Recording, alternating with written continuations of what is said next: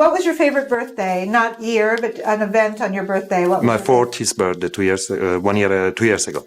Kanye West threw the party. He hosted it for his friend Ricardo Tusci. You know that's his special friend, girl. Ricardo Tusci. But now I went back and actually looked into the damn party. Girl, okay, first of all, Paris Hilton's there, Kim Kardashian's there, Kendall Jenner's there, Justin Bieber is there, Kanye West is there, P. Diddy was there. I think Madonna might have been there. There was a lot of very famous people there. And the infamous this picture, y'all have probably seen before, it was taken at that party. And it was last minute party. And I was not expecting so many people came from all over the world to celebrate my 40th birthday. So You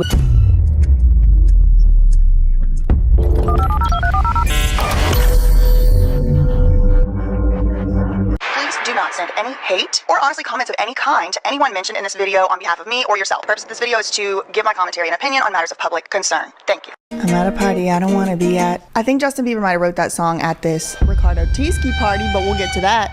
I don't like nobody but you. I hate everyone here.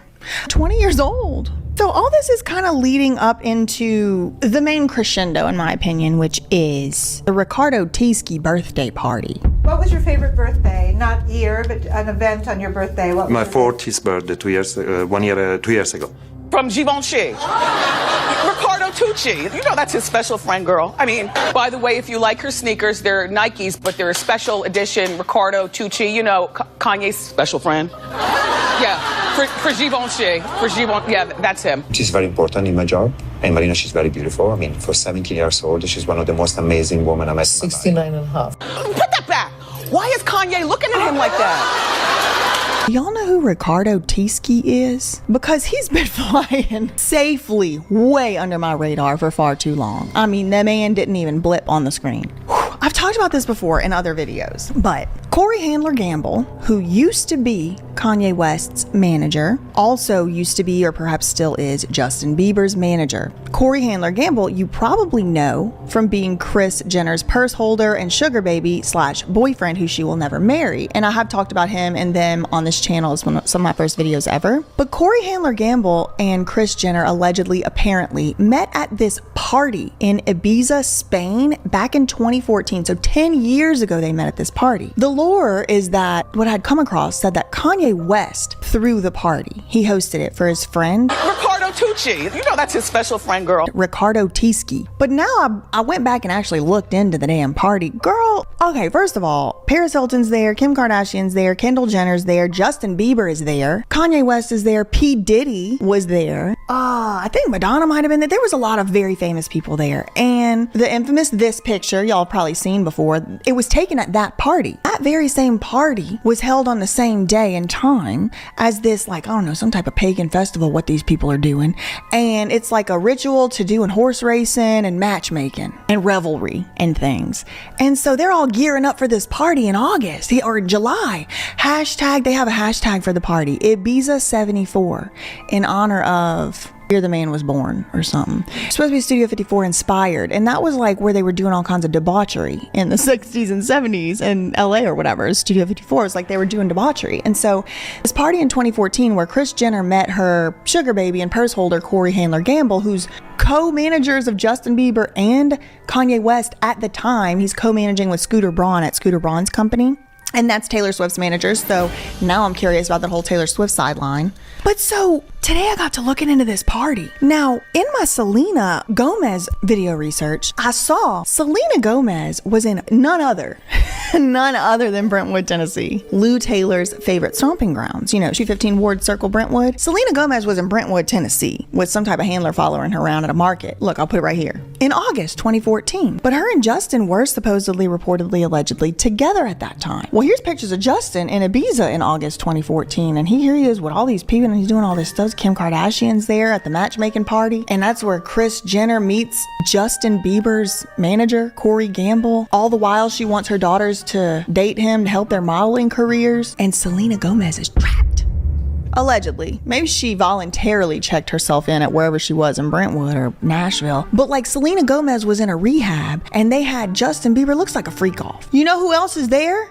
Cassie. Cassie was with Diddy at that party in a see-through outfit. We got this other poor girl right here. I mean, we ain't even gonna be able to put her uncensored outfit. Then I started getting to looking at this man's Instagram account. Y'all, it is frightening. I thought all these freaks and weirdos deleted this type of stuff back in 2016 when a certain was kind of being talked about. But his Instagram account has reminded me of the paintings on Benny Blanco's living room parlor wall. That's what I will say. It's looking like the same types of people. And why is Marina Abramovich all over the place? Y'all, also, what's the deal with the Vogue interview that Ricardo Tusci did? If you don't know who Ricardo Tusci is, like I didn't, maybe we already put a clip in to explain it because it's confusing. Ricardo Tusci is like one of these fashion people. He's from Italy, he's Italian, and he's weird. He's a freaking weirdo. And he's one of these people that's like the fashion director of Givenchy, Burberry, or whatever. Like, he's one of those fashion weirdos. And he seems to kind of be like a kingmaker or a queenmaker in the fashion industry. He's always hanging out with Naomi Campbell. He used to always be hanging out with Beyonce. And at one point in time, he was running this fashion campaign for Burberry where Gigi and Bella Hadid were models in the campaign, and so was Kendall Jenner. So yeah, nepotism, but also at the same time, it's giving that man is the guy who gets to decide if you're going to be on the runway or not. And they were all out there hashtagging Ibiza 74. Then what is this, pigs? From the next year, looks like he did it again. What's this, pigs? What is this? Last night? Hashtag love? Hashtag family? This is where Justin Bieber was with P. Diddy and Cassie and Kris Jenner and Corey Gamble, his manager, and Kendall Jenner. What? I fell down the rabbit hole. I mean, seriously, it was hours. It was hours on this man's Instagram account. I got all the screenshots because I know he's going to delete stuff now. Anyway, right around the literally exact... Oh, guess who else was there? Paris Hilton. And then she went and did a DJ set, like, down the beach a few days later. Hey guys, it's Paris Hilton. I'm back in Ibiza. Cannot wait to be playing my first show August 6th and every Wednesday after that. She's just... Nothing bad ever happens to her. Anyway,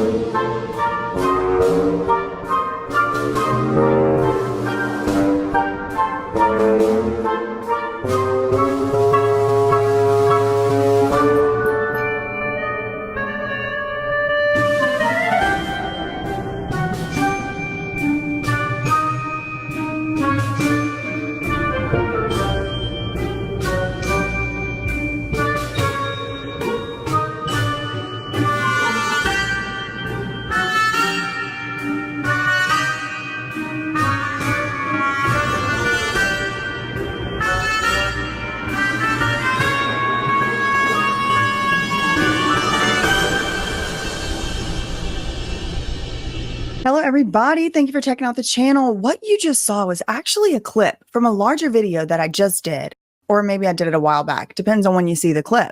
If you want to see the full video, check the description box. It'll be linked down there. In the meantime, make sure you're subscribed and have the notifications on, and make sure you didn't get inadvertently unsubscribed. That's all I really had for today. In the meantime, facts ain't defamation, and neither are opinions, girl. Love you, mean it. Okay, bye. So you might have seen articles like this one, or this one, that connect Lou Taylor to the Kardashians' business enterprises. If you've been around this channel for a while, you'll remember the series we made about Kanye West and how Kris and Kim allegedly tried to, quote, lock him up with doctors straight out of the Lou Taylor conservatorship hell playbook. You might also know that I was one of the very first people to make that connection between Lou Taylor and the Kardashians all the way back in 2020. One of those businesses was called Abracadabra Holdings, and when I looked into that business in the Open Corporates website, I saw that it was described as an asset management company. As expected, I also saw Lou Taylor was listed as the agent for service of process, as she usually was at the time for Britney's business filings. But what I saw next came as a complete surprise. Right there, plain as day, I saw the manager member box filled with none other than Kris Jenner? At the time, back in 2020, this information was pretty groundbreaking. I kept searching and kept finding more and more connections between Lou Taylor and the Kardashian Jenners. And come to find out, Lou wasn't only on businesses with Kris Jenner. No. She was associated with businesses for Kim and Kylie also. And this would become very important later on in my investigation. So like I said earlier, when Kylie was still a teenager, she approached her mother and manager, Kris Jenner, with a business idea. Kylie wanted to leverage her social media talent and audience to sell products that she was passionate about. Kylie has been open about her insecurities relating to her small lips. I had an insecurity with my lips when I was younger. And at the time that she created her notorious lip kits, Kylie was really relying on the overlining method to make the thin lips look fuller. Now, there was also a whole bunch of drama going on at the same time where Kylie was basically just denying that she had lip fillers, and it was very obvious that she either had a surgical procedure to put a new lip in her face, or she was definitely using lip fillers. Like, no shame, just don't deny it, you know what I mean? Everyone thinks I keep making my lips bigger, but how does she get these beautiful lips? Well, the color. Everyone thinks I use like one certain color. So this is them normally. You know what's weird? I've been into small lips lately. Like I want them to look small, you know? Yeah. So, for one reason or another, she wanted to cash in on this phenomenon, and she wanted to sell these lip kits that included one lipstick and one lip liner and the exact same color, so her loyal fans and followers could have the same look that Kylie had. Now again, I mean, the girl was definitely surgically or cosmetically altering her actual lips and not just using lipstick, but I guess there was at least some certain amount of the population that still did believe that somehow these lipsticks were somehow giving Kylie this giant upper lip that she had never had before. But anyway, Kylie started out on the lip kit brand with just a few shades and had only 5,000 of each shade produced. I think it was 3, so it was like 15,000 lip kits, 5,000 of each color, and those kits sold out instantly. I think it was less than a minute they were sold out. The Kylie lip kits were a bona fide success. Before long, Kylie and Kris expanded the lip kit launch into a full-scale cosmetics brand and named it Kylie Cosmetics. In the first year of Kylie Cosmetics, Kylie and Kris would release several additional lip kit shades and would expand the brand from just lip kits to include eyeshadow palettes and various makeup tools and accessories. Kylie and Kris would release a holiday collection the same year of the launch, and the collection brought in $19 million in the first 24 hours alone. Kylie would continue to add products to the brand over the next few years, expanding from lip kits and brushes to a full-scale makeup line. By August 2018, Kylie was featured on the front cover of Forbes magazine alongside the caption, quote, "At 21, she's set to be the youngest ever self-made billionaire." At that time, Kylie was the youngest person to ever make the Forbes World's Richest list. So from all appearances, Kylie had established and built a brand as a teenager that was competing with some of the beauty industry's heaviest hitters. Kylie Cosmetics was projected to be worth $1 billion by the year 2022. For comparison, it took L'Oreal like 80 years to be worth $1 billion. So the fact that Kylie's little Instagram lip kit brand could be worth as much in just 8 years on a single product line got major attention in the industry. Everybody wanted a piece of Kylie Cosmetics' success. In 2019, just 5 years after the inception of the brand, 51% ownership in Kylie Cosmetics was sold to a major French cosmetics conglomerate called Coty. But as many makeup reviewers and regular consumers would come to find out, there wasn't much that was particularly groundbreaking about Kylie Cosmetics products. Like, I'm having to apply a little bit more. I just found like 2 bristles on my face. Oh, there's another one. This brush shedding. It's just kind of a pass. I don't really... As you see, this is not blending, so... I personally hate these brushes and think there's literally no point to them. They do absolutely nothing. Also, bazillion similar brushes on the market. There's a lot of product in the brush now left over. It does feel very cheap. I don't know, it's just so small. It doesn't look like it's $20. It's leaving streaks on my face. This brush bag is rough. This feels like it's from the Dollar Tree. I don't even know what this is. It's the cheapest brush bag I've... I don't really like it, and I didn't like this one either. Like, honestly, I wouldn't want this. Like, tin foil, it looks like the shit they did in Signs when they were like, ooh. It's not like Kylie was inventing a brand new lipstick formula or a reverse aging miracle. The secret to the brand's success was right there in its name. Kylie. Traditional industry leaders like L'Oreal and Estee Lauder have no problems making high-quality products or getting a space on the shelves. The issue they have is one of branding. A lot of the traditional makeup brands are solid and reliable, but they're not really hip or trendy. These major brands have to compete for customers' limited and finite cash, and that is the value of Kylie Cosmetics. So for Coty to purchase any percentage of Kylie Cosmetics, the business would have to be officially valued, or valuated, as some might say. And this valuation process is the part of the story where things are about to really pick up. And it's where I started suspecting that Lou Taylor was probably involved. Let's get into it. So through a confusing and convoluted process, it was determined by the powers that be that Kylie Cosmetics was worth $1.2 billion.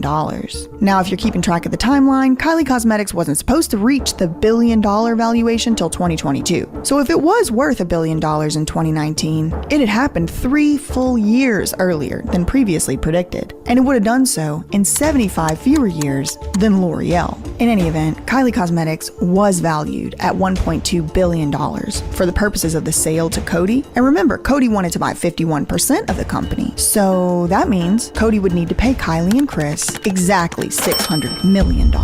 Now, the thing about Coty is that it's a publicly traded company, which means that Coty has had to meet certain regulatory requirements when it came to this type of sale. Now, we're not going to get into all their requirements, but suffice it to say that one of the requirements is Coty has to make a lot of the info about the sale available to the public by filing that info with the Securities and Exchange Commission, also known as the SEC. So in a public filing from the time of the sale, November 2019, Coty laid out the terms of the purchase, which confirms that they did pay Kylie $600 million and that $600 million was all in cash.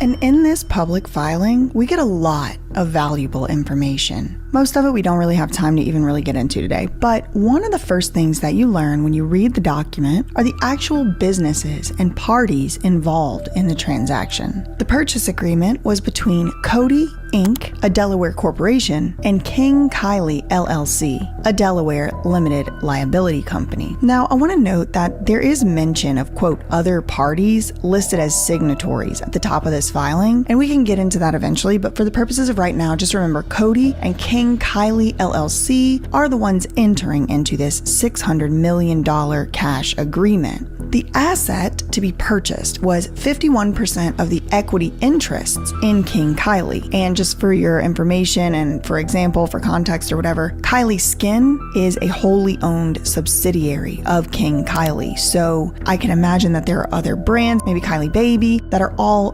wholly owned by this King Kylie LLC. And so effectively what Coty was getting was a 51% ownership, not only in Kylie Cosmetics, but seemingly in all of the beauty related branding that Kylie would be doing in the future. future. So I looked into the public records for King Kylie LLC, and lo and behold, right there, black and white public record, is Lou Taylor's name and information, again, as the agent for service of process. So it's worth noting that Kylie Cosmetics' Coty sale would have been negotiated and effectuated in 2019. And the earliest time I caught Lou Taylor on the public King Kylie filings was December 2020. So I can't be 100% sure that Lou M. Taylor was involved in the Coty transaction, but I strongly suspect that she was. Let me give you a little more context into what was happening all at the time. So the Coty Kylie Cosmetics transaction made major headlines across the world. Everybody was reporting on this sale, from tabloids to gossip columns and legal journals to Financial Times. Now, the purchase agreement was dated November 18th, 2019. And on November 19th, the ink from the purchase agreement hadn't even dried before the CEO of Jenner Communications herself was on a full-force media PR campaign, bragging about how excited and proud she was of the sale. Truly a moment for our family to be proud at. You know, it's kind of a crystallization of all of our work.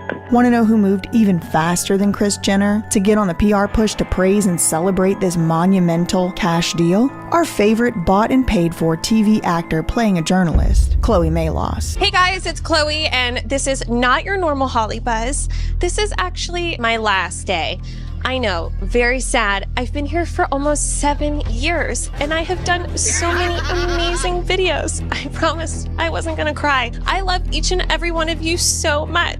Literally, the exact same day that the Kylie and Coty purchase agreement was signed, like where they formally officially signed their agreement, that exact same day, November 18th, 2019, CNN shill of the decade, Chloe Mayloss, was defending the valuation on CNN. Now, why on earth were they asking Chloe Mayloss about the valuation of Kylie Cosmetics? That's a very interesting thing to ask Chloe Mayloss. Anyway, I want to ask you about the valuation, right? The sticker price. Is it worth it? What has she built here? 100% it's worth it. I mean, first of all, like you said, she is the youngest self-made billionaire. Forbes named her this just this past year. I mean, I think that we've seen just this astronomical rocket ship that she has been tied to with her success. You know, she's going to stay on in the company with a creative role, and that social role is so important that you mentioned. She has 150 million followers. 150 on million. Instagram, okay? Now you might wonder, why on earth a semi-autonomous gossip columnist will be defending the valuation of Kylie Cosmetics on the exact same day the company sold 51% of itself to Coty for $600 million?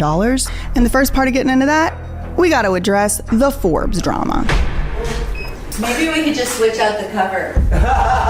There was trouble on the horizon, and at least somebody seems to have expected it, and then they attempted to get out in front of it through the court of public opinion. See, Kylie and Kris didn't just make off into the sunset with that $600 million in cash. Many people expressed criticism and confusion about Kylie Cosmetics' valuation, including industry experts like analysts, auditors, and Forbes magazine. Eventually, Coty's own shareholders would even sue Coty over this exact valuation. Just a few months after the purchase agreement was signed between Kylie and Coty, and just 2 years after Forbes announced Kylie as, quote, set to be the world's youngest self-made billionaire, Forbes would revoke that title in nothing short of a debilitating all-out hit piece on Kylie and her business practices. The June 2020 article is entitled Inside Kylie Jenner's Web of Lies and Why She's No Longer a Billionaire. In this scathing expose, Forbes lays out all the hoops that Kris and the Kylie Jenner team tried to jump through in order to finagle Kylie onto the Forbes list. According to Forbes, Kylie's team included an unnamed CPA and/or accountant. The report accuses the Kar-Jenners of spending years, quote, fighting Forbes for higher spots on their annual wealth and celebrity earnings lists. The way the article puts it, the Kardashian-Jenners were obsessed with their net worth and obsessed with getting on the Forbes wealth lists. Apparently, Kim had been featured in the magazine a few months prior, and the entire Kar-Jenner clan made it their mission to get Kylie her her own spot next. Now, the first part of this article goes into how Forbes apparently always had their suspicions on whether Kylie was actually a billionaire. Put another way, they were suspicious and curious how the Kylie Cosmetics empire could possibly even be worth over $1 billion, all the way back in 2019. But later on in the article, Forbes does go on to admit that the Coty deal itself did convince them that the business must be worth at least $1 billion. Because after all, Coty did pay $600 million in cash for 51% of the company. So if someone's willing to pay that for it, it must mean that it is worth $1 billion. And so Forbes in this article admits, yeah, okay, fine. We were suspicious whether she was worth $1 billion, but I guess she is, because technically and legally speaking, the company was valued at that for the purposes of a major acquisition, so they kind of let it go. But that was not the final word. The article goes on to discuss all the documents and filings that had been made publicly available in the months that had passed since Coty acquired 51% of Kylie Cosmetics. According to Forbes, there were no lengths to which the Kardashians refused to go in order to make themselves appear richer than they are. Forbes accuses the Kardashians of white lies, omissions, and outright fabrications in their desperate attempts to claw their way up the Hollywood rich people lists. And again, y'all, this is Forbes magazine saying this. I'm just telling you what they said. It's not me, don't shoot the messenger, okay? The Kardashians had apparently also invited Forbes into their mansions and their CPA's offices, and even went so far as to present Forbes with allegedly forged tax documents. The long and short of the Forbes expose was this. The Kardashians and their accounting people were so obsessed with clout and pretending to be richer than they were that they lied about how much the cosmetics brand was worth. And that wasn't the only allegation of the sort that they would face.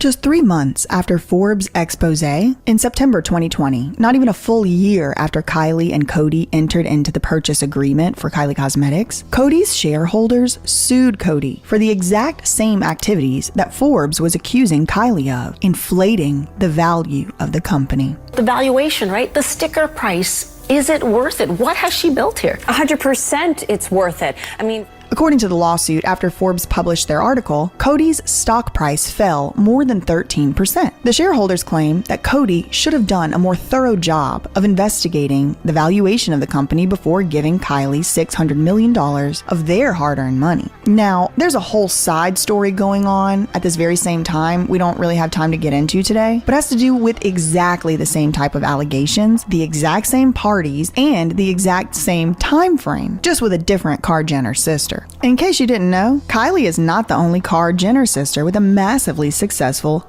beauty brand. Her big sister Kim basically wrote the book on it. Back in 2020, Kim also sold a portion of her beauty brand, KKW Beauty, and she also sold that portion to Coty Cosmetics. And it just so happens that KKW Beauty was also valued at around $1 billion.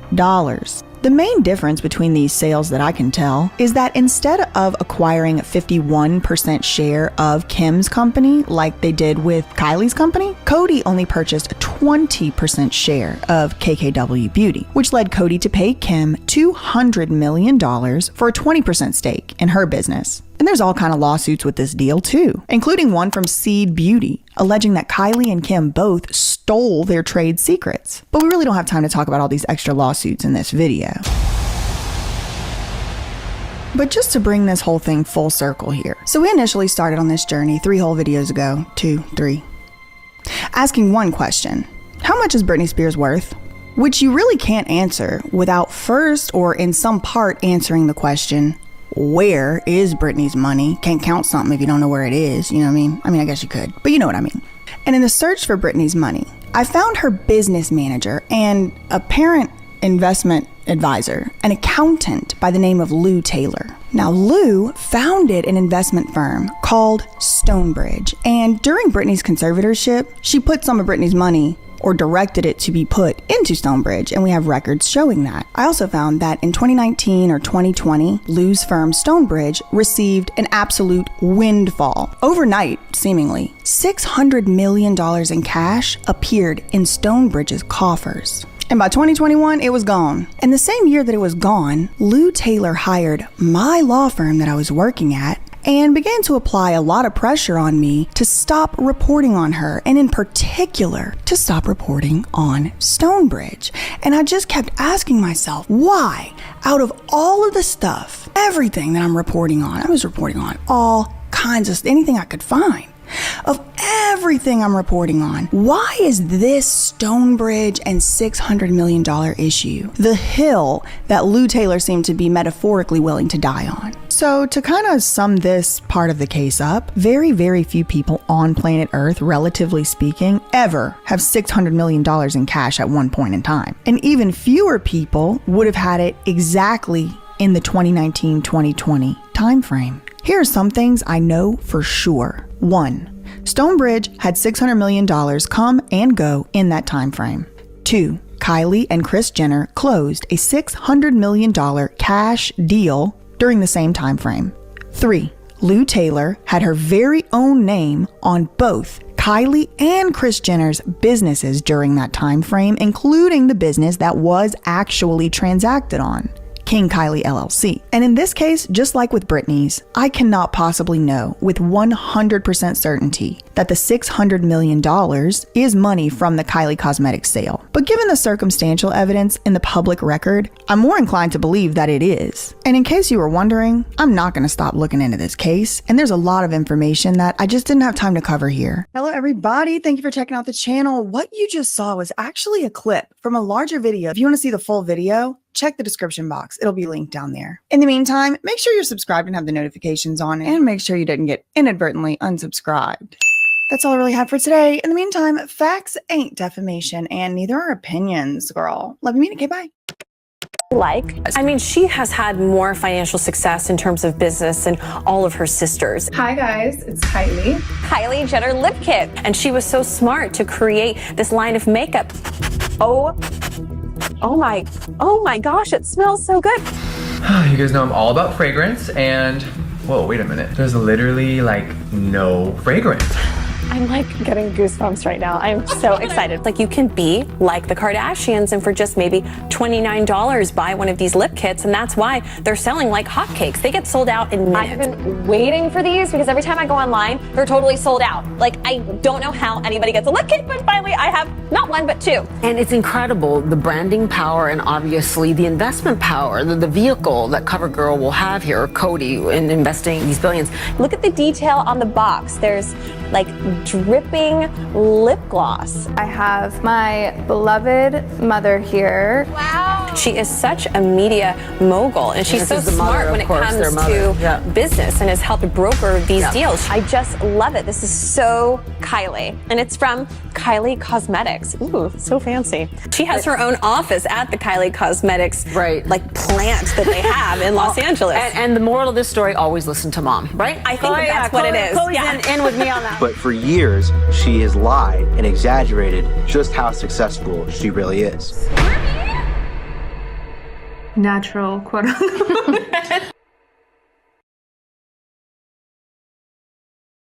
Welcome to Lou Taylor's Over Party. Previously just me and hashtag Free Britney. We're gonna be talking a little bit about Lou and Taylor today. This Lou Taylor woman. Lou Taylor and Robin Greenhill. Lou Taylor. Lou Taylor. Lou Taylor. Lou Taylor. Lou Taylor. Lou Taylor. Lou Taylor of TriStar Entertainment. Who worked with Sean Combs. Britney Spears, very controversial manager. How do you get away with stealing $600 million from Britney? Someone who has tried coming after me. Apparently is paying off, allegedly, some of Diddy's victims from this slush fund. She's just what I call janky. Britney Spears and the woman at the center of the alleged recordings in her bedroom, Robin Greenhill. Do you have any involvement in the bugging of Britney's phone? And a lot of people have said that she is the person who is behind the scenes running Britney Spears' life on a day-to-day basis. I had to have Robin's approval before I spoke with Britney about a question Britney had. Lou Taylor modeled all of this after what Sean Combs did. And they don't want me to throw the parties no more. It's gonna be a special night. What I've done in the past and what I'm going to do in the future, I've just begun. That's a scary thing. So, Lou, you made a deal with the devil, huh, honey?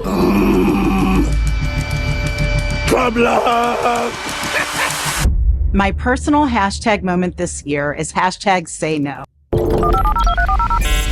Diddy works with Lou Taylor. Please do not send any hate or honestly comments of any kind to anyone mentioned in this video on behalf of me or yourself. The purpose of this video is to give my commentary and opinion on matters of public concern. Thank you. TriStar Sports and Entertainment Group, the celebrity management firm that previously came under fire for its alleged involvement in Britney Spears' conservatorship battle, has a connection to Sean P. Diddy Puff Daddy Combs. And the media is finally giving TriStar the true attention it has deserved for decades. The company's founder, president, and CEO is none other than Britney's former business manager and mastermind behind her conservatorship, Louise Mary Sawyer Taylor, who Britney and her lawyer accuse of playing a key role in the conservatorship's implementation. Well, Lou, through her company TriStar, also managed Sean P. Diddy Puff Daddy Combs, and this relationship goes back a long time, all the way back to the early 1990s, in fact. Now, it's unclear whether or not Sean P. Diddy Puff Daddy Combs is still being represented by TriStar, but they definitely were in a business relationship as recently as 2022, but we'll get to that in a moment. Now, Britney Spears herself called out TriStar and Lou, and specifically criticized services director and accountant Robin Greenhill, who was recently mentioned in a civil lawsuit which was filed against Diddy by producer Lil Rod Jones. Now, we've talked about this ad nauseum on this channel, more than 24 hours worth of content, in fact, between this channel and my other one, so I'm not getting into all the details of the Lil Rod lawsuit. But I just wanted to bring to your attention and remind you that it was mentioned, this TriStar Sports and Entertainment connection was mentioned in that lawsuit by way of Robin Greenhill. Now, welcome to Lou Taylor's Over Party. Previously just me and hashtag Free Britney, but I guess now we got 4 articles coming out in the Daily Mail, the Daily Mirror, the UK Beast, the Blast, the Mail, the usual suspects. Now, interestingly, I'm waiting for the TMZ. I'm waiting for the TMZ Lou Taylor. Has there been one? I need to go look. Now, all the way back in 2021, the New York Times was reporting that Robin Greenhill was in control of Britney's credit cards, medications, and they did write a little bit of an expose on Lou Taylor, and I think really was on the whole conservatorship. It's really a fantastic article. They left out a lot of important stuff in my opinion. But hey, look, I mean, they're the New York Times. They can do what they want. So among other things in this article, it is mentioned that TriStar, Lou Taylor's company, had allegedly used Britney's own money to hire a security team to surveil her during the conservatorship. So Britney was paying for her own handlers to keep her locked down in rehab and stuff. Now, this is interesting to me too, just in retrospect, looking back, because Diddy also offered up his own personal private security team to make sure he wasn't going to break his parole in the federal criminal case. They were like, Your Honor, he's not going to leave. There's a security team that's going to make sure he doesn't leave, and no one comes in that's not on the list. Who hires the security team?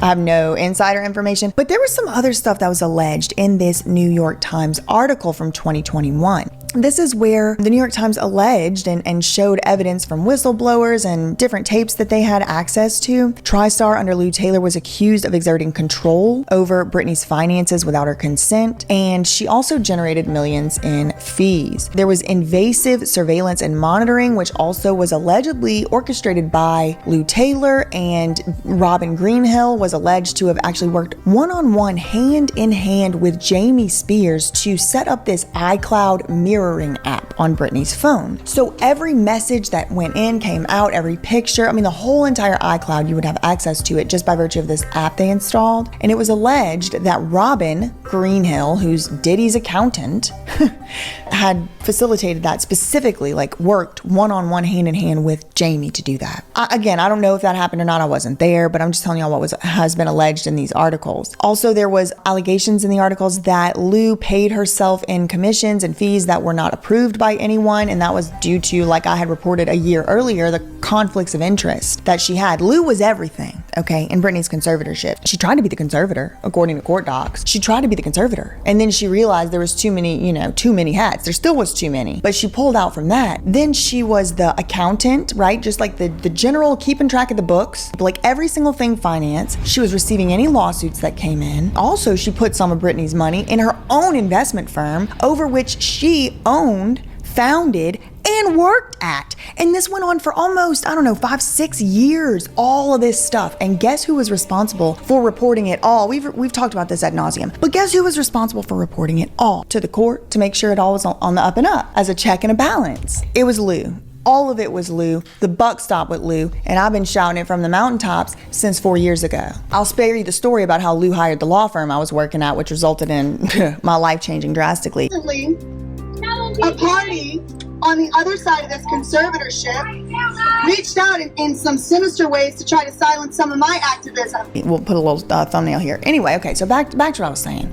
So in addition to that New York Times article, it was also previously reported by the Los Angeles Times that Britney's legal team was investigating an alleged $18 million that TriStar obtained from her estate over the span of this unlawful, unjust, and unconstitutional conservatorship, which was terminated by a corrupt judge in November 2021 after 13 years, and no proof.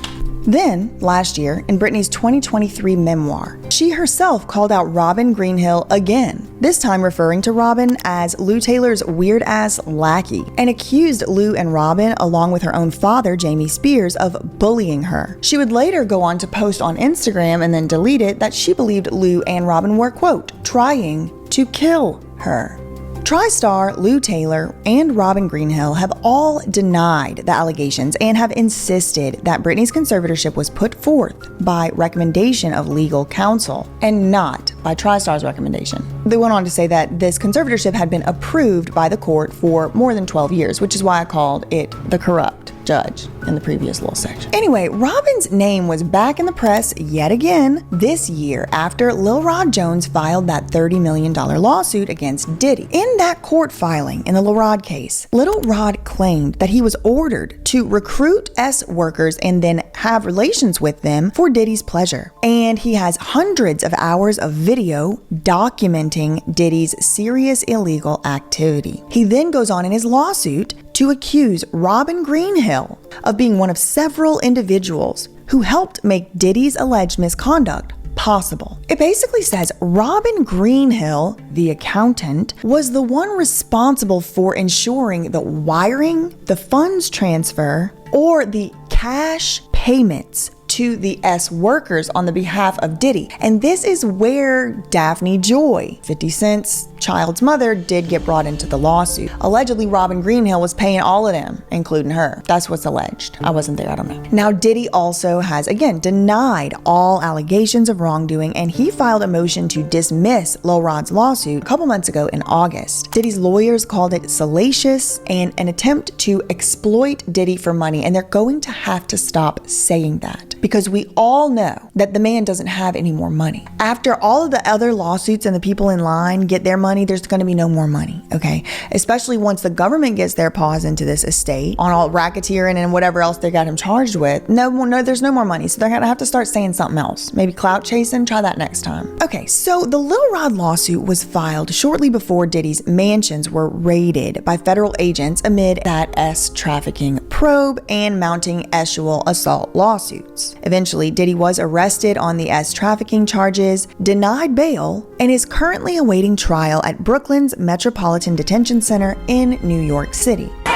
Conditions inside of the Metropolitan Detention Center in Brooklyn during a 7-day power outage that caused protest and outrage by elected officials because of the cold temperatures and lack of heat were much worse than initially reported. Inmates complained of cold, brackish water that ran from the taps. A client known to swallow razor blades said he had not gotten his psychiatric drugs. In another cell, a man lay on bloody sheets. He has been accused of arranging the alleged freak-offs, which are described in the indictment as an elaborate and produced S performance, arranged and directed by Diddy while he took care of himself and often recorded them.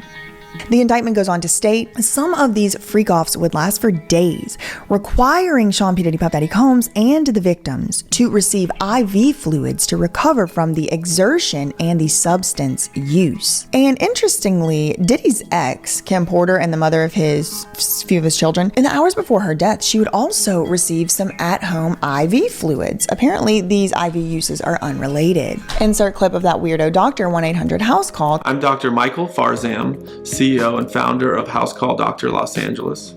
House Call Doctor Los Angeles is a concierge mobile clinic whereby we offer 24/7 service to your home, office, or hotel room. Because that is the literal doctor who showed up. Dr. Michael Farzam called 911 after the singer acted erratically at his trainer's house. He was threatened. This is a trainer. Come to find out, he was actually Canadian intelligence, but this is my trainer. Now, as far as Diddy and TriStar are concerned, really, TriStar is not mentioned in the criminal lawsuit yet. And she might never be. They and she and all of them. Okay. There are some compelling connections between Diddy and Lou, some of which we've talked about, and these span back decades. So in no particular order, number one, the Lil Rod lawsuit. We just discussed it. We don't need to get into the details, but this is where Robin is accused of paying the S workers in Diddy's alleged enterprise. We also have that Variety article, which we already mentioned also from 2019. This is where Lou admits she was Diddy's manager, at least at that time. Now, we also have evidence presented by Diddy in his criminal case, and this is when he was trying to get bail. These documents reveal that TriStar is the company that had the $48 million Miami mansion appraised as recently as 2022. And then I performed a property records search on the publicly available address for this mansion. As you can see, according to the Miami Herald, but I mean anywhere else that has the address listed, the mansion belonged to Sean Combs, better known as Diddy. The agents raided the One Star Island Drive home, looked that up on the property records, and the property is not owned by Sean Combs, as the Miami Herald reported. In fact, it is owned by a company called One West Star Island LLC. Now, we do have two managers listed for One West Star Island LLC. That is a man named Tarek Brooks and a woman named Margaret Stevens, Stephenes. So here is the parcel view from the public parcel search that I did in the county. The properties are owned, as you can see, One West Star Island LLC. But One West Star Island LLC has a mailing address listed of 9255 Sunset Boulevard, West Hollywood, California, which is widely and publicly known for years as TriStar's address. Okay, so here's another link that Lou Taylor has still a business management, maybe life management capacity over Diddy's life, as recently as literally right now, because I did this public record search today. Now, there's also a bonus Kardashian connection for those of you keeping up with the web and taking notes at home. I just want to throw this one in there as a little bonus. Kris Jenner's asset management company called Abracadabra Holdings. This is the company that I very first was able to find the connection between Kris Jenner and Lou Taylor. It was through Abracadabra Holdings, which is Kris Jenner's asset management company. Okay. So remember that woman, Margaret Stevens. She's listed as a manager on that company that owns Diddy's house that was raided, where they found the baby oil. You know, I mean, this is a scene, a crime scene investigation, okay? Who owns the house? It's not Sean P. Diddy Puff Daddy Combs directly. No, it's not. It's One West Star Island. Who in the hell is that? There's two people listed on it, Margaret and Tarek. Tarek, he seems like a financial manager. Margaret, no idea who she is, so I'm looking her up, right? I find that she is also somehow in this web connected to Kris Jenner's business filings. There's literally a web I found. As for the federal criminal case with Diddy, Diddy has pleaded not guilty to charges of S trafficking, racketeering, and transportation to engage in prostitution. On Wednesday, as of the date of the recording of this video, Diddy's attorney, Mark Agnafilio, responded to claims half-assedly by federal agents that they had confiscated 1,000 bottles of baby oil. I mean, there's all kind of allegations and rumors, but in response to that, Diddy's lawyer said, well, you know, everybody now buys in bulk, and you can't be so puritanical about what consensual adults are doing. Well, I just need to say one more time, Mark. We all saw the video. Disturbing new video appears to support some of the accusations. There's no more, like... Did you see the thing too where they don't even sell baby oil at Costco? Yes.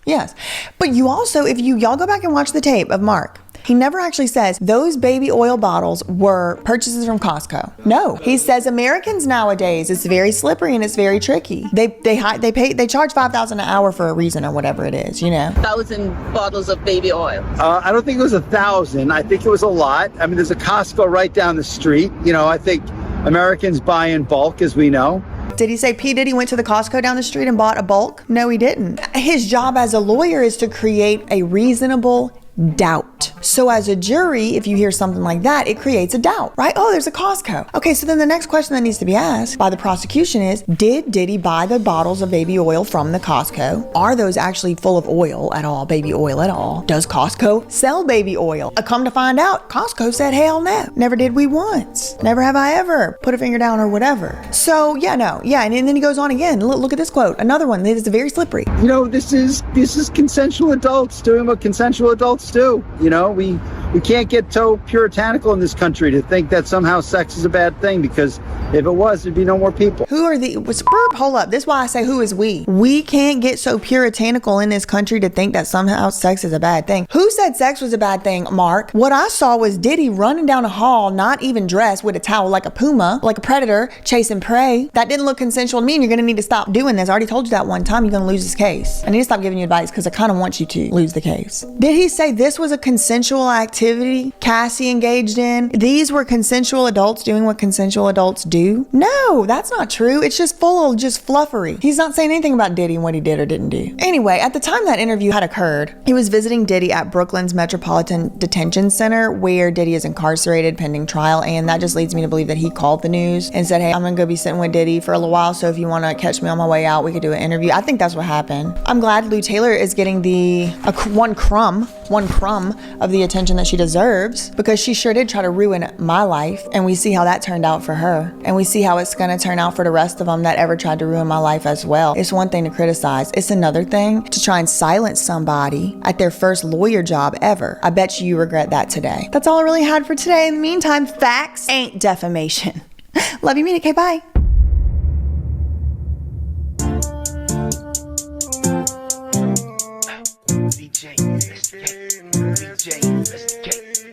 DJ investigate, she gonna find the truth. She gonna crack the case here. It's not a lie when it's paperwork. She will expose the truth. Daily updates for you. Better subscribe like I knew you would. We gotta stand for what's right. We gotta do for the good, yeah. I don't know what y'all have heard. That surprise witness got the word. We don't believe in Scientology. I do not need your mind control on me. We don't need your conservatorships, no. We doing right what's right for the kids. Whoa. Y'all cannot control me. I control my own mind. You could've controlled me then, still not in this lifetime. And he sent us down the pink angel from the heavens of truth. You don't want to debate with BJ. The studying law is what she do.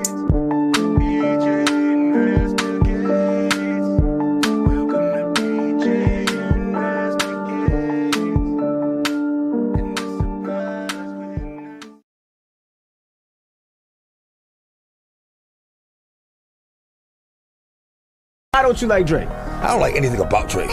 Mom, I don't like his voice. I don't like what he talks about. I don't. Jeez, I be trying to tell these face. I don't like the way he walks. Like nothing. I don't like his haircut. I might just let me shut up. They got this new breed of rapper that's paying DJs to play their shit. Right. And, you know what I'm saying? They sucking the record label executives' dicks, and it's like there's too much of that going on. Y'all was friends. He was your little bro at one point. Y'all was. I'm just. As far as I seen from the outside looking in. I need a massage somewhere on my neck. So, yeah, did the Hoover concert together. Me and the rest of the world thought y'all were back cool. It's high time we talk about how the late great DMX tried to tell everyone about Drake being a culture vulture and a puppet for his label owners. So Kendrick Lamar reportedly took inspiration for a few bars on his Drake diss track Euphoria from this viral DMX interview on The Breakfast Club, where he went off on Drake and made it clear that he didn't respect anything about him. But see, DMX didn't just warn us about Drake, he actually tried to sound the alarm about all these powerful industry figures